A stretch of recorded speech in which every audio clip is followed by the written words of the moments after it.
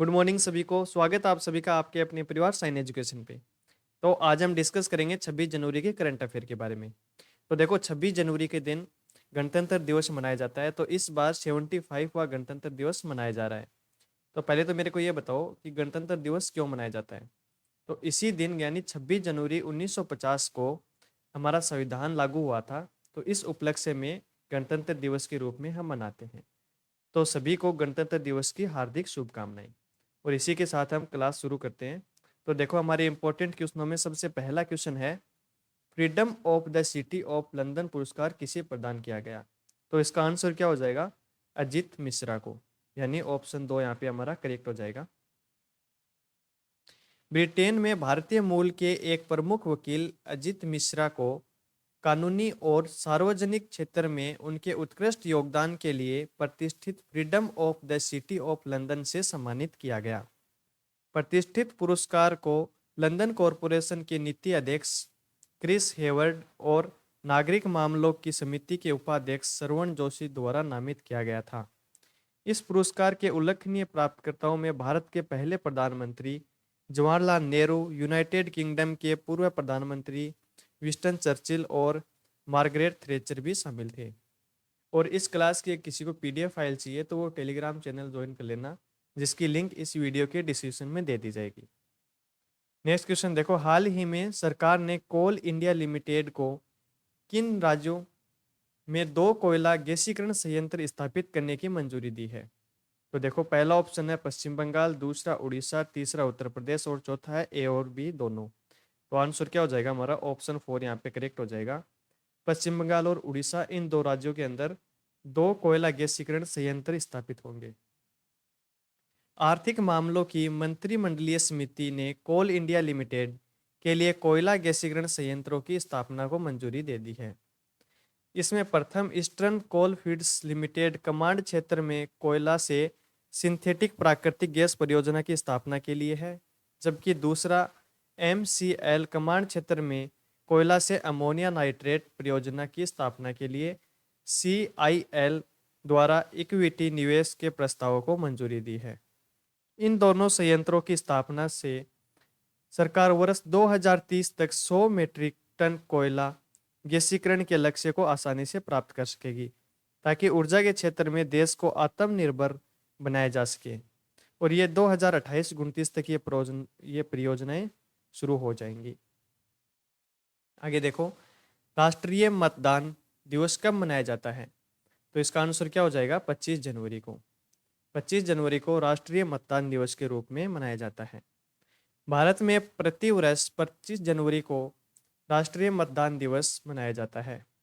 इस वर्ष 2024 में भारत अपना 14वां राष्ट्रीय मतदान दिवस मनाया। इसके लिए नई दिल्ली में राष्ट्रीय समारोह का आयोजन किया गया। इस समारोह का आयोजन भारतीय निर्वाचन आयोग द्वारा किया गया।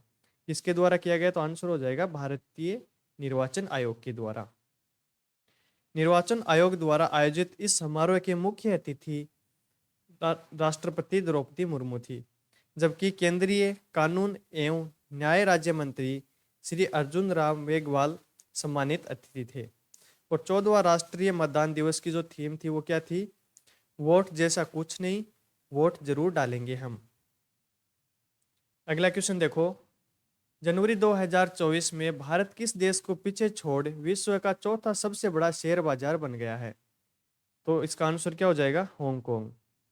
यानी हांगकांग को अभी हाल ही में पीछे छोड़ के और भारत का अभी चौथा स्थान यहाँ पे हासिल किया है भारत ने।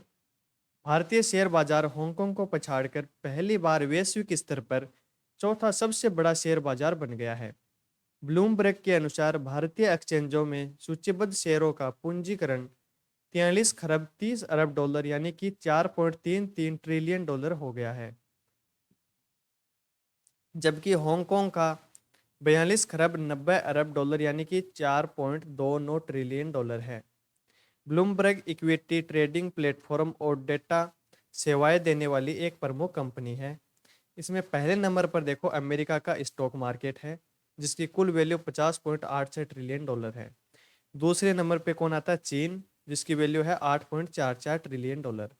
और तीसरे नंबर पे जापान, जिसकी है 6.36 ट्रिलियन डॉलर। यानी एक नंबर पे कौन है? अमेरिका, दो पर कौन है? चीन, और तीन पे जापान, और चार पे अभी हमारा भारत।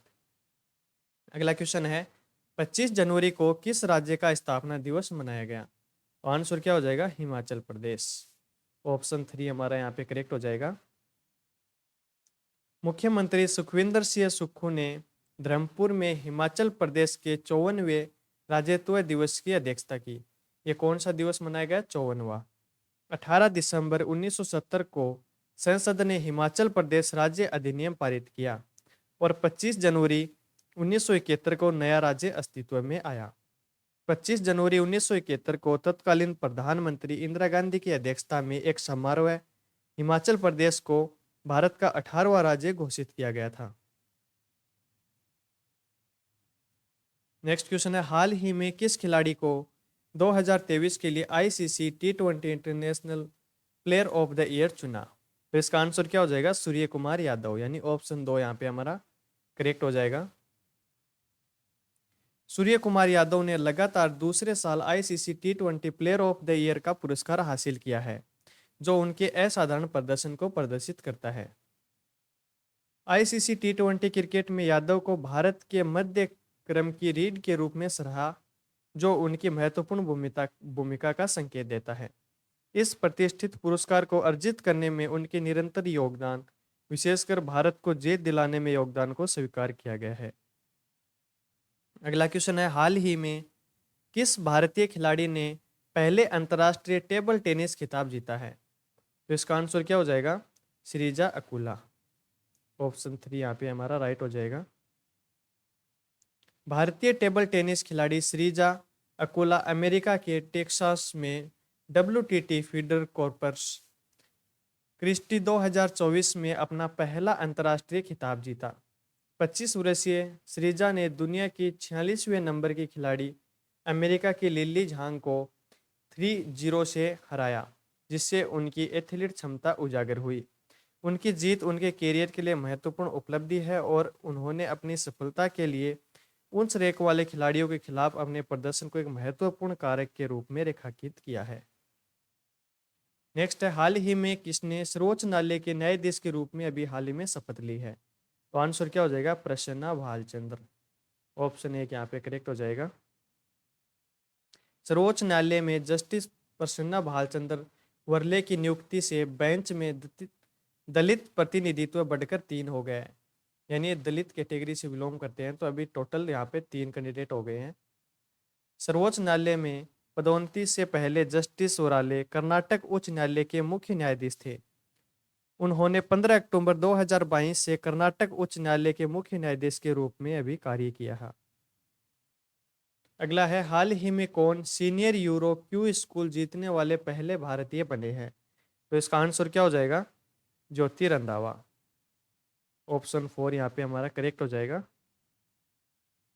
अनुभवी गोल्फकर ज्योति रंधावा सीनियर यूरोपियन टूर के क्वालिफाइंग स्कूल में शीर्ष स्थान हासिल करने वाले पहले भारतीय बन गए हैं, जिन्होंने इस सीजन में लीजेंड्स टूर में खेलने का पूर्ण अधिकार अर्जित किया है। अंताल्या के ग्लोरिया गोल्फ क्लब में रंधावा ने अपने प्रतिस्पर्धियों से 4 शॉट से बेहतर प्रदर्शन किया और कुल स्कोर 12 अंडर 276 के साथ समाप्त किया।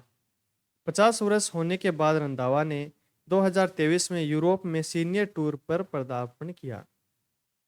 अगला क्वेश्चन है हाल ही में दुनिया की पहली मेलानिस्टिक टाइगर सफारी कहाँ पर स्थापित की जाएगी? तो इसका आंसर क्या हो जाएगा? उड़ीसा। यानी ऑप्शन 2 हमारा यहाँ पे करेक्ट हो जाएगा। उड़ीसा सरकार मयूरभंज जिले के बारीपदा के पास दुनिया की पहली मेलानिस्टिक टाइगर सफारी स्थापित करने की योजना बना रही है।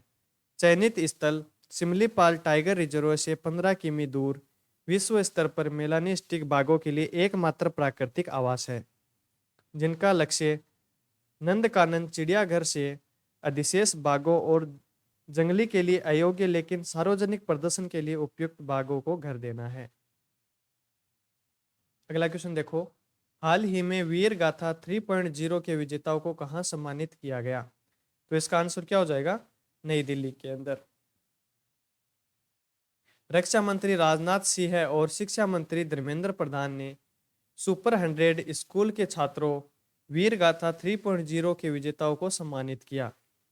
उन्होंने 2047 तक भारत के विकसित होने के लक्ष्य को हासिल करने में बच्चों की भूमिका पर जोर दिया। रक्षा और शिक्षा मंत्रालयों द्वारा संचालित प्रोजेक्ट वीर गाथा का तीसरा संस्करण उल्लेखनीय 1.36 करोड़ छात्रों तक पहुंचा, जिसका उद्देश्य उन्हें सशस्त्र बलों के बारे में प्रेरित करना था। तो देखो, आज के जितने भी इंपॉर्टेंट क्वेश्चन थे जो सुर्खियां बने थे वो सारे के सारे हमने इस वीडियो में डिस्कस किए। तो अगर वीडियो पसंद आए तो इसको लाइक करना और रोज अपडेट पाने के लिए चैनल को सब्सक्राइब करना। Thank you.